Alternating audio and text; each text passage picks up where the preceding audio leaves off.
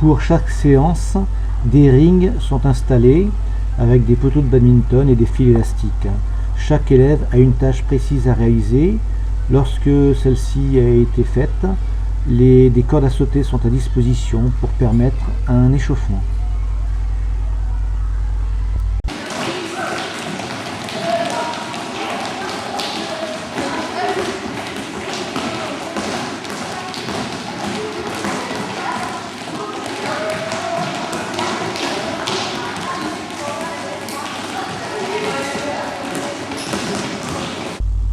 L'activité boxe française proposée en milieu scolaire se présente comme une activité d'une part de contact contrôlé, d'autre part comme une activité de choix stratégique qui est à la présence de l'adversaire.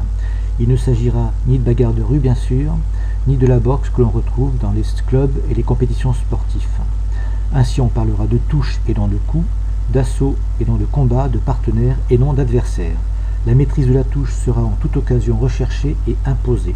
Ainsi, si une action incontrôlée, involontaire et isolée ne sera pas sanctionnée, toute action incontrôlée, volontaire et répétée ou non le sera immédiatement.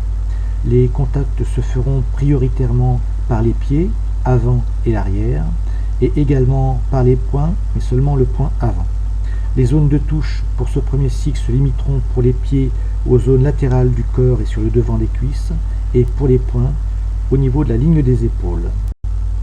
Le début du cycle mettra en œuvre des situations permettant le contrôle des touches, notamment avec les pieds, dont l'action est prioritaire en boxe française.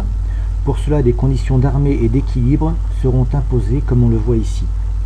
Dans un souci de sécurité, de stabilité et d'efficacité, un profil d'organisation dynamique sera imposé rapidement à l'élève par le choix d'une jambe avant préférentielle, cette disposition devant faciliter l'acquisition de la distance.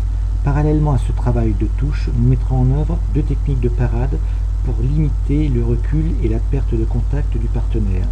La première parade avec le bras retourné, la deuxième utilisant l'élan du mouvement du partenaire.